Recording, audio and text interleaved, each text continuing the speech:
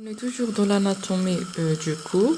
Alors rappelez-vous, on a vu les muscles, on a vu également les os et on a vu l'axe vasculaire. Alors il nous reste quoi? Il nous reste l'axe viscéral qui est central, on va voir dans un autre temps. Mais il nous reste également ces trucs conjoints, ce sont les nerfs. Alors comme vous pouvez voir, ça a l'air complexe, mais on va détailler, on va simplifier tout ce qui est complexe. Voilà. Alors voilà notre cou.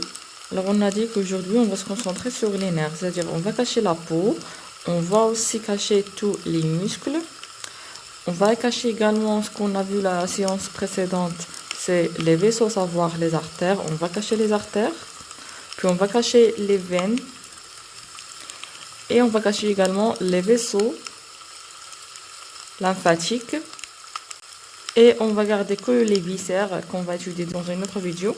Et on va garder également les os, comme le rachis cervical. Alors voilà, il ne reste que les nerfs et notre cou. Voilà. Alors on a dit qu'on a 3 groupes de nerfs pour l'étude des nerfs dans cette région-là, la région cervicale. On a les nerfs crâniens qui sont au nombre de 4 ici. À savoir le fameux nerf qui passe entre, rappelez-vous, entre l'artère jugulaire, ou bien la veine jugulaire interne et l'artère carotide. C'est le nerf 10, le fameux nerf vague. Ça. Alors on a dit les nerfs crâniens sont les nerfs, ici on a le nerf 10, et un nerf qui est moins 1 et un nerf qui est plus 1, c'est-à-dire le nerf 9 et le nerf 11. Et un autre nerf, dernier nerf crânien, c'est le nerf 12. Et puis, ça, c'est le premier groupe qu'on va étudier. Deuxième groupe, ce sont les nerfs spinaux. Comme leur nom indique, ce sont pas des nerfs crâniens du cerveau, mais ça vient de la moelle épinière. C'est pour ça que ça s'appelle les nerfs spinaux. Et ça vient, on va voir, par ces foramen-là, qui sont intervertébraux. Alors, on va tout détailler. Et voilà, juste pour avoir une idée, ça c'est un nerf spinal, ça c'est un autre nerf spinal qui vont sortir de la moelle épinière. Et dans le cerveau, dans le cou, on a ce qu'on appelle le plexus cervical. Alors ça, ce sont les deuxième groupe. Troisième groupe, c'est tout simplement, ce sont les nerfs végétatifs qui sont sympathiques et parasympathiques. Alors commençons par le commencement. On va commencer par les nerfs crâniens. Et pour faire, on va étudier les 3 nerfs.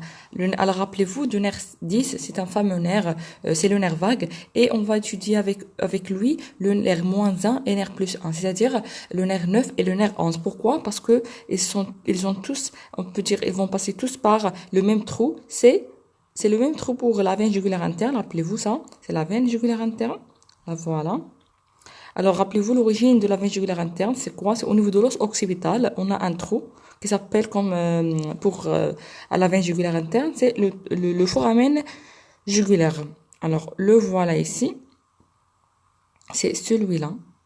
Voilà, c'est celui-là, là. Ça, c'est le foramen jugulaire qui va laisser passage aux veines jugulaires interne. Alors ici, on a dit qu'on a les nerfs crâniens qu'on vient de citer, le 10, le 9 et le 11. Commençons par le plus important.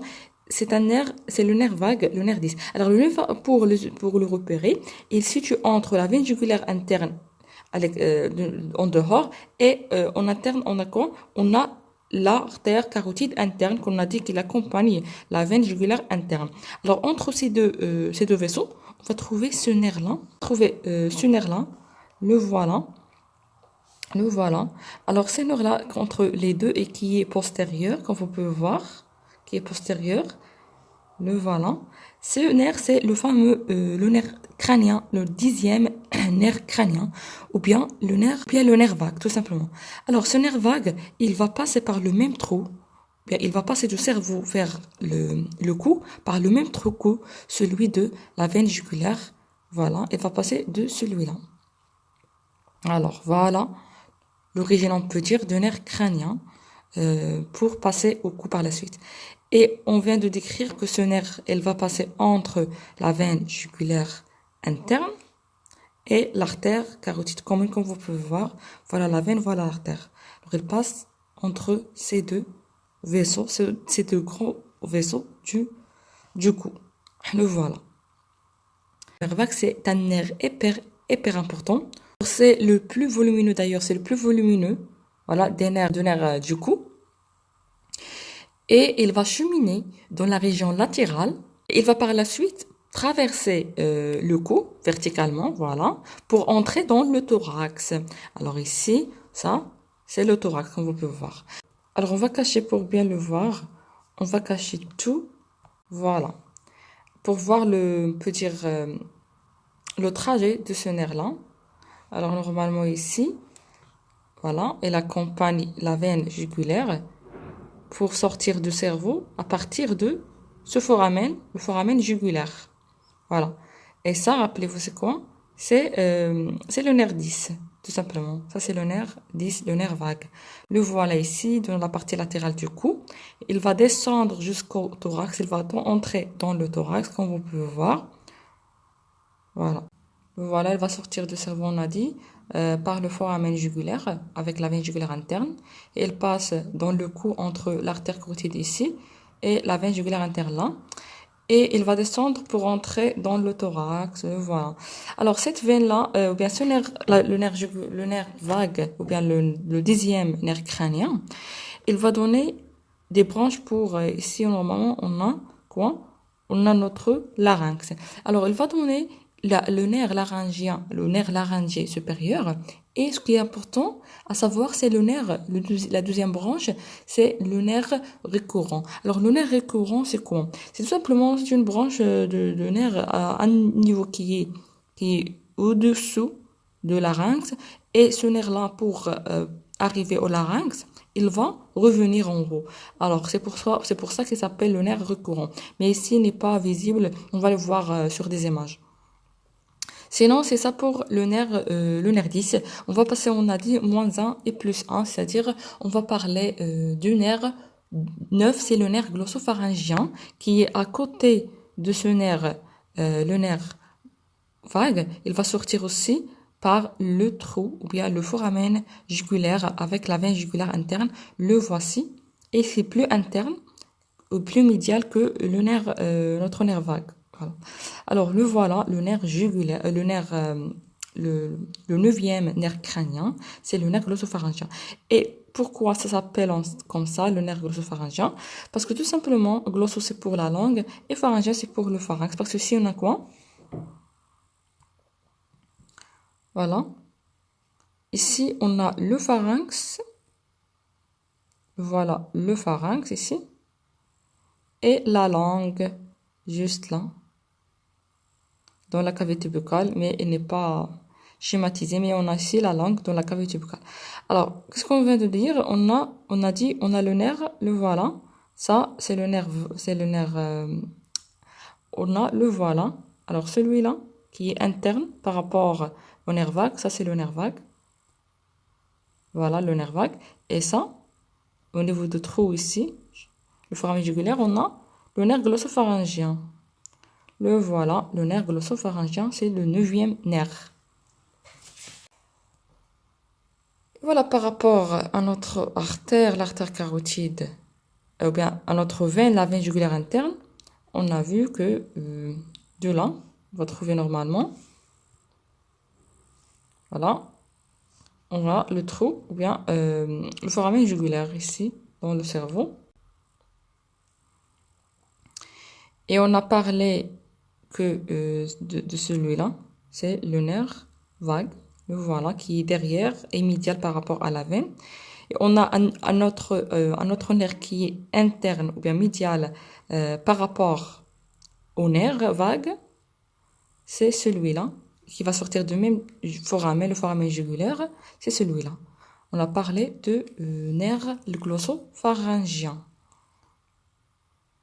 Le voilà. Qui est plus médial dans sa sortie. Le nerf crânien le plus médial dans cette région. Voilà, comme vous pouvez voir, elle est très interne.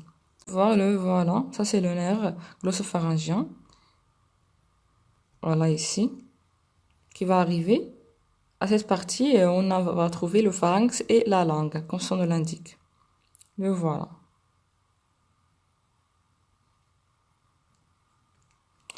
Alors, passons au nerf plus 1, c'est-à-dire le nerf 11. Alors, le nerf 11, ça s'appelle également le nerf accessoire. Et c'est un nerf comme pour les autres deux nerfs qu'on vient de voir, le nerf vague et le nerf glossopharyngien. Il va sortir à côté de notre veine, la veine jugulaire interne, du même trou, bien du même foramen, c'est le foramen jugulaire ici, juste ici. Voilà. Alors, et c'est le nerf le plus externe. Voilà, c'est le nerf le plus externe et le voici. C'est hyper facile ce nerf-là. Et pourquoi c'est le plus, on peut dire le plus externe, il passe en dehors, comme vous pouvez voir, parce que ce nerf accessoire, il va vasculariser, il va énerver. Comme vous pouvez voir, il va énerver le muscle sternocleidomastoïdien. C'est ça on a notre nerf, le nerf accessoire. Il est très très important. Pourquoi? Parce qu'il va donner, il va être latéral et externe. Pourquoi? Parce qu'il va vasculariser la trapèze qui est latérale et, rappelez-vous, la trapèze et on va cacher le platysme, ça ne nous intéresse pas. Et ce muscle-là. Alors voilà le nerf accessoire, juste pour être clair, ça c'est le nerf accessoire. Alors le vasculariser, on a dit, et le trapèze et le muscle, il va énerver le muscle le trapèze et le muscle sternocleidomastoïdien. Voilà. Alors c'est ça, c'est pas pourquoi c'est le nerf le plus externe de tous les nerfs, ou bien le plus latéral de tous les nerfs du cou. Voilà. Parce qu'il va être énervé les muscles qui sont latérales. Alors on a fini avec les trois nerfs qu'on a dit qu'ils vont accompagner notre veine, la veine jugulaire interne au niveau de son trou. C'est le trou jugulaire, ou bien le foramen jugulaire ici. Alors pour bien voir, on va cacher les muscles. On va juste laisser les veines et les nerfs. Alors on a vu le nerf qui est médial à celui-là, c'est-à-dire à la veine jugulaire interne. Voilà. Et qu'il va sortir du crâne par le même trou que celui du jugulaire. Alors juste ici. Voilà. Et on a vu que médialement par rapport à ce nerf, on a l'autre nerf qui est glossopharyngien, c'est le nerf 9. Et on a lourd par ce trou. Voilà, ce trou. Qui est le plus externe, c'est celui-là. Comme vous pouvez voir, c'est le plus externe de tous ces trois nerfs. Alors, on a fini avec les nerfs crâniens qui sont au niveau de ce trou qui est commun pour les trois. Il ne nous reste qu'un seul nerf crânien, mais qui n'est pas situé ici. C'est le dernier nerf crânien, c'est le nerf 12, tout simplement. Alors, c'est celui-là. Tout simplement, c'est celui-là. C'est le nerf hypoglosse. Pourquoi ça s'appelle ainsi? Parce qu'il va énerver hypo, c'est-à-dire inférieur, et glosse, c'est-à-dire la langue. Il va passer à la langue, tout simplement, il va passer à la langue. Alors c'est ça notre nerf, le nerf hypoglosse, et il a un trou qui est propre pour lui. Voilà, c'est celui-là. C'est un trou c'est ce qu'on appelle le canal hypoglosse, comme son nom l'indique, c'est pour le nerf 12, le nerf hypoglosse, et c'est creusé dans l'os occipital.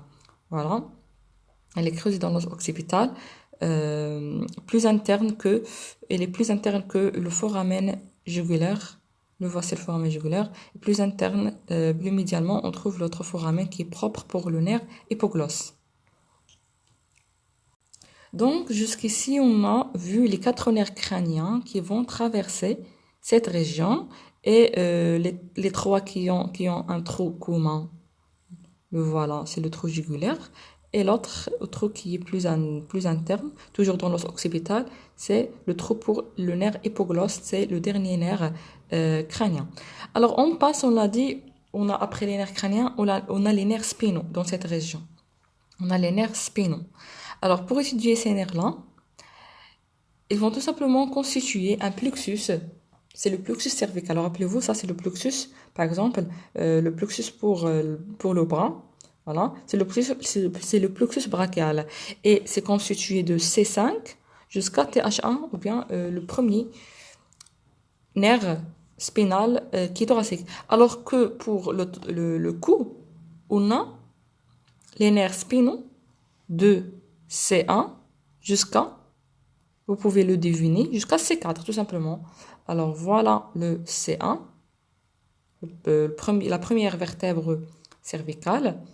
Et chaque vertèbre cervicale, il a un trou, bien un foramen. Alors, ça sera appelé où? C'est la moelle épinière.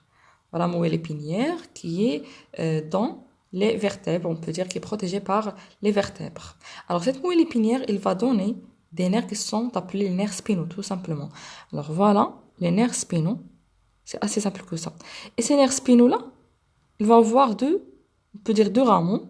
On a des rameaux ventraux, voilà, qui sont antérieurs, comme vous pouvez voir, et des rameaux dorsaux qui sont postérieurs, qui ne sont pas schématisés ici.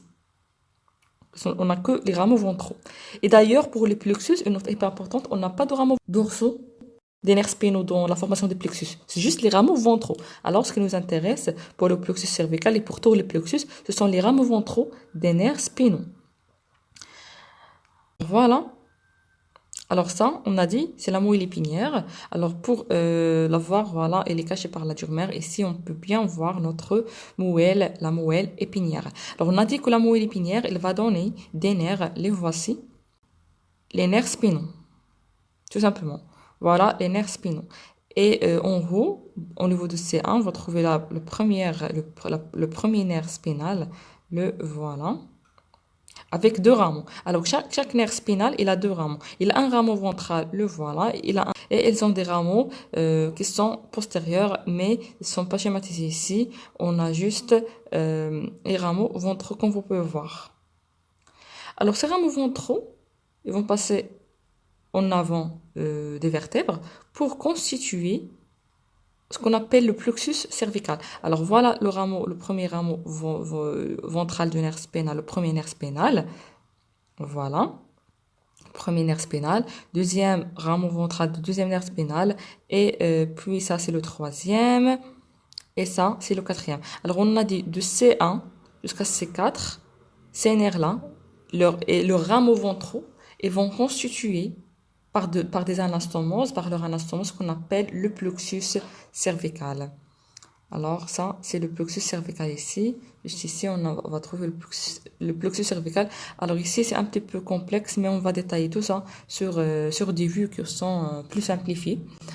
Mais sinon, ce qu'il faut retenir pour le plexus cervical, ce sont tout simplement des anastomoses, des rameaux ventraux, comme vous pouvez voir, les rameaux ventraux des nerfs spinaux, voilà, qui sortent de la moelle épinière. Voilà. On a surtout les rameaux ventraux qui vont constituer des anastomoses. Alors, ces anastomoses des rameaux ventraux des nerfs spinaux de C1 jusqu'à C4, ils vont constituer un plexus qui s'appelle le plexus cervical. Voilà, tout simplement. On a parlé des nerfs crâniens, des nerfs spinaux. Troisième groupe des nerfs ici dans la région cervicale, ce sont tout simplement les nerfs végétatives qui sont formées par des ganglions qui sont juxtaposés aux vertèbres. On a des vertèbres, on va trouver des ganglions jusqu'ici. Ces ganglions-là, les voilà. Voilà, ganglion sympathique supérieur, c'est le premier. Et juste dessus, on trouve le moyen. Et puis, voilà, c'est ça le moyen. Médian, ganglion sympathique.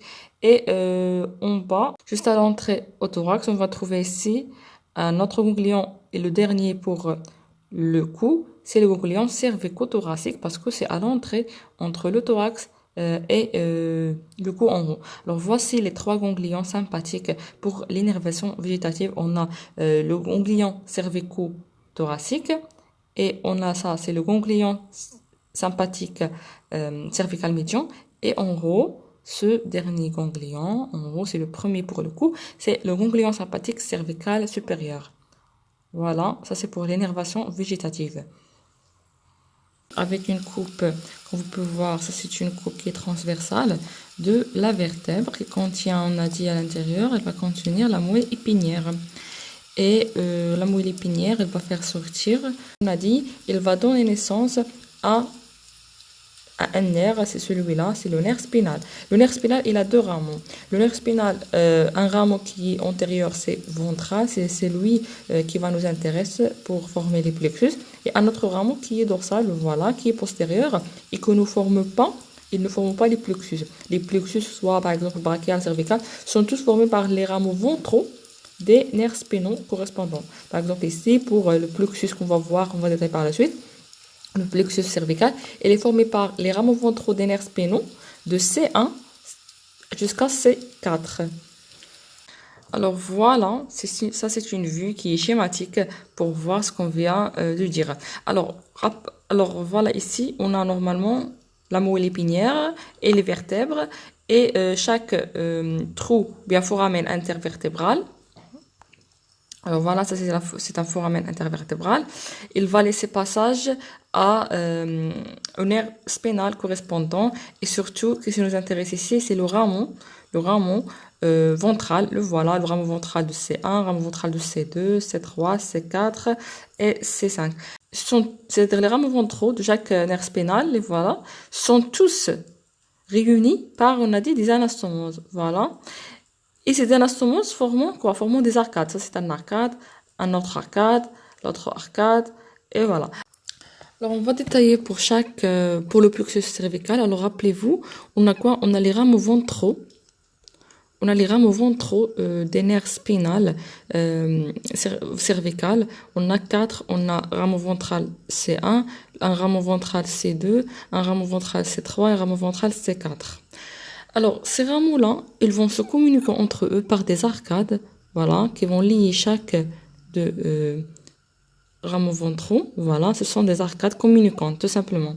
Ce qui est important ici à connaître, c'est que les rameaux ventraux de nerf spinal, deuxième nerf spinal cervical C2 et de troisième nerf spinal C3, leurs rameaux ventraux, ils vont donner des branches qui vont constituer l'anse cervical.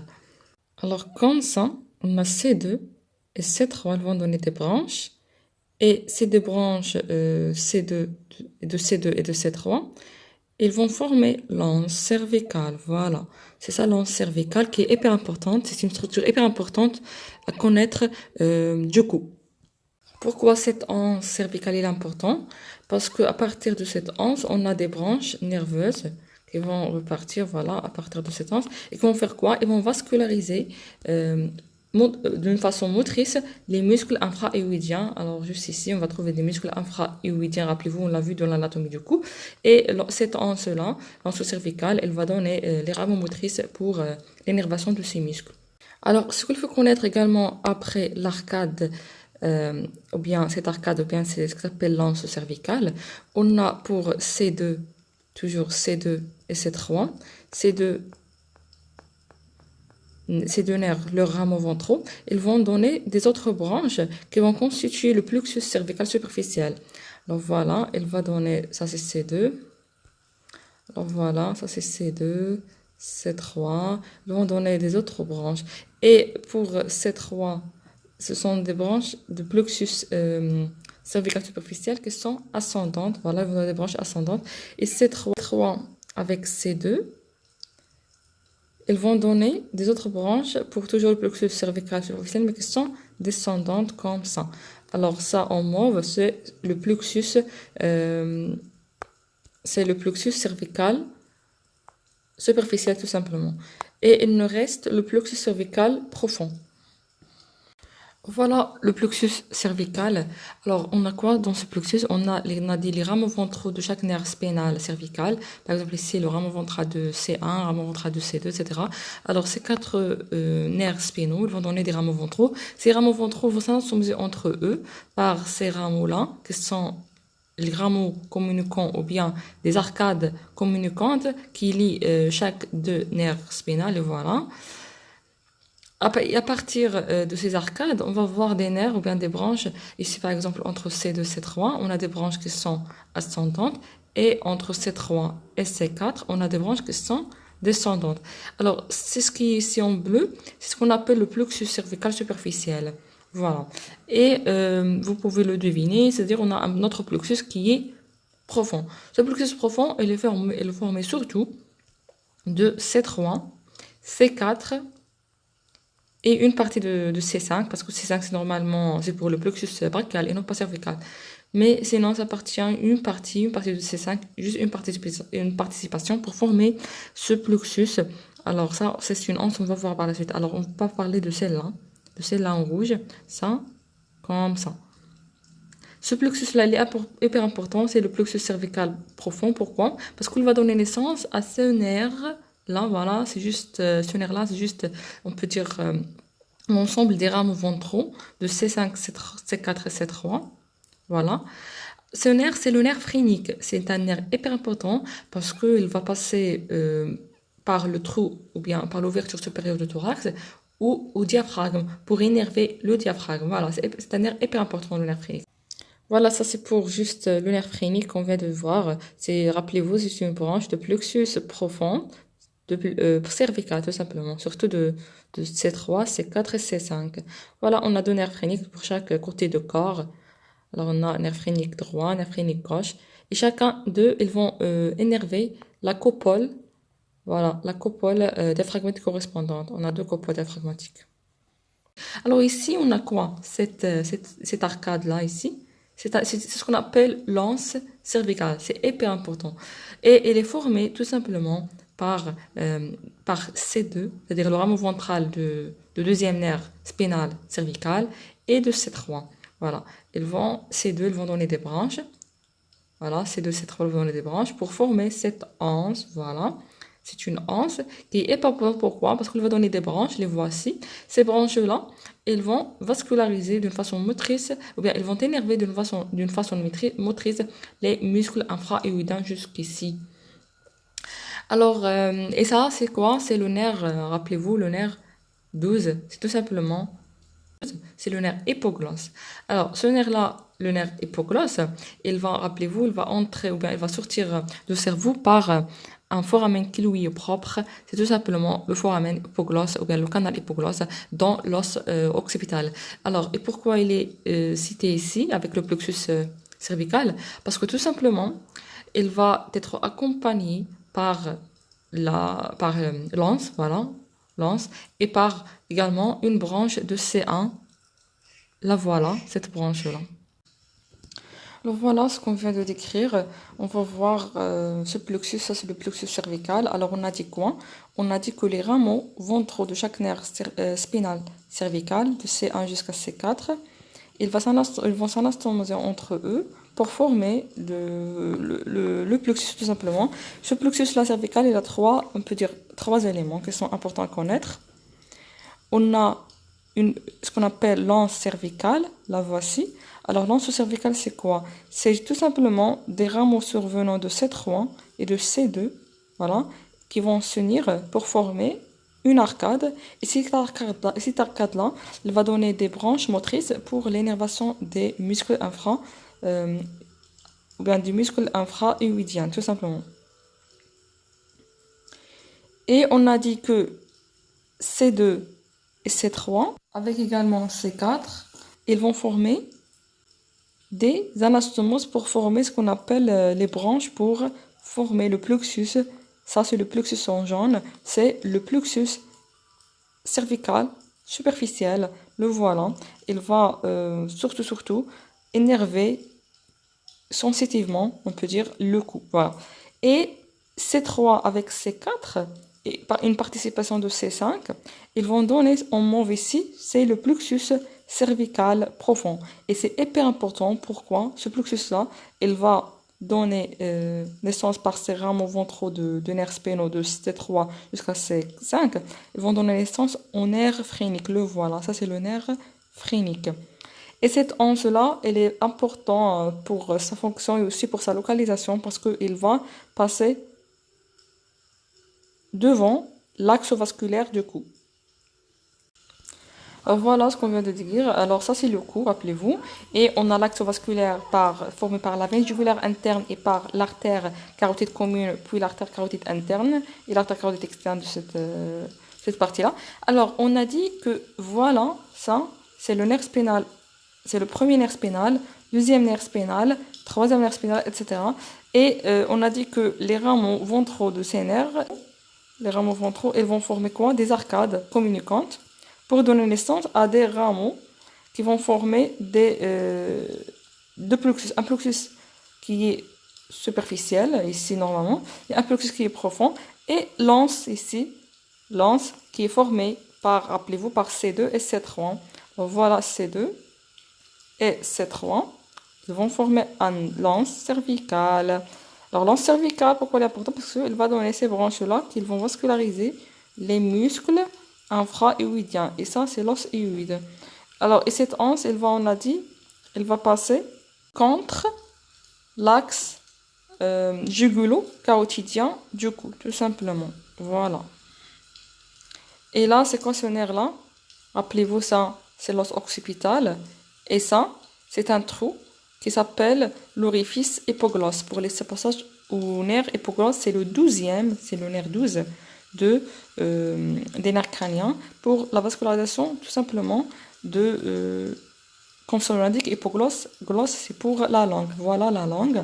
Et pourquoi on a dit, il est dessiné avec le plexus, ça c'est le plexus cervical, parce qu'on a par exemple l'anse qui va le rejoindre, et on a le premier, un rameau de C1 qui va rejoindre également ce nerf, le nerf 12. Voilà. Et toujours, on est dans le plexus pour bien comprendre. On a vu qu'on a à l'intérieur, voilà, ça c'est la moelle épinière, ça c'est le tronc cérébral, ça c'est le cervelet, en haut on a le cerveau, etc. Ça, ce qui nous intéresse, c'est la moelle épinière qui passe dans les vertèbres, ça c'est C1, C2, C3, C4. Et on a de chaque, latéralement de la moelle épinière, on va trouver, ça c'est le nerf spinal, surtout on est intéressé par le rameau ventral de nerf spinal. Alors ça c'est le nerf spinal 1 qui va passer par le trou, ça c'est le trou intervertébral, voilà, entre deux vertèbres. Alors ça c'est 1, C2, C3. Alors ça c'est 1, C2, C3, C4, ça c'est C5. Mais on est intéressé surtout par les quatre premiers nerfs spinaux, cervicaux, qui vont constituer le plexus, ça c'est le plexus cervical. Alors ce plexus là, on a C1 qui va donner un rameau, on a dit, qui va rejoindre ça c'est le nerf 12 crânien, qui est le nerf époglosse, voilà, qui va énerver, ça c'est la langue, tout simplement.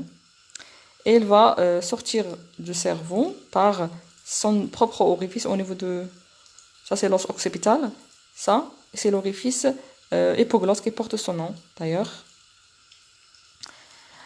Alors, elle va sortir de ce trou-là. Voilà. Et la première branche de C1, elle va rejoindre ce nerf. Et puis, on a dit que C2 avec C3, on a ça des arcades communicantes, comme vous pouvez voir. Et elles vont former C2 avec C3, elles vont former des branches pour l'arcade.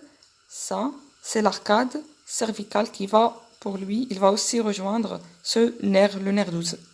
Alors cette arcade cervicale, il est important parce qu'il va passer contre le vaisseau, les vaisseaux ou bien l'axe jugulo-carotidien du cou.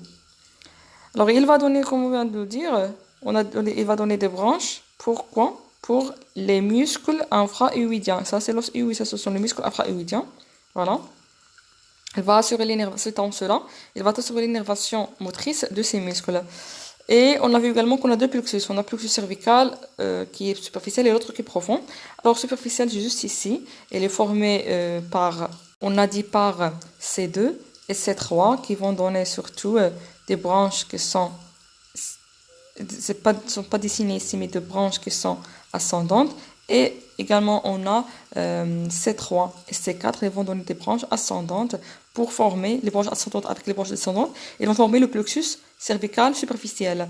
Et puis, on a pour C4, C3 et C5, ils vont former, là, juste ici, le plexus cervical profond qui vont donner un nerf hyper important, c'est le nerf phrénique. Le nerf phrénique qui va partir au thorax pour rejoindre le diaphragme pour l'énerver.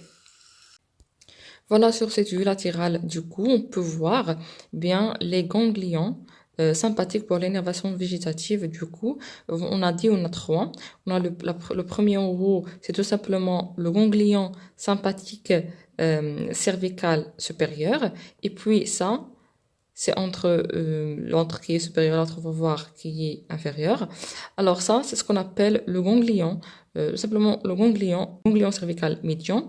Et puis en bas et juste à l'ouverture du thorax, on va trouver le ganglion cervico-thoracique tout simplement, parce que c'est entre le cou et le thorax. Voilà ces trois ganglions qui vont donner des branches pour l'énervation sympathique du cou tout simplement. Et là, on a quoi? On a la même chose qu'on vient de dire. Voilà les ganglions qu'on vient de décrire. Ganglion cervical supérieur, ganglion médian et ganglion cervicaux thoraciques. Ils vont donner des branches que ce sont des nerfs pour l'énervation sympathique des viscères du cou qu'on va détailler par la suite. Des viscères et vaisseaux également. Donc les voilà, les branches. Et en haut, on peut voir également ici, ça c'est la moelle épinière, comme vous pouvez voir. Et en haut, on a le tronc cérébral. Le tronc cérébral, il va donner les nerfs crâniens, qu'on va détailler dans la neuroanatomie. Et il va donner également les nerfs qui nous intéressent pour le coup, rappelez-vous, c'est le nerf 10 et le nerf 9, le nerf 11. Et puis le dernier nerf, c'est le nerf 12.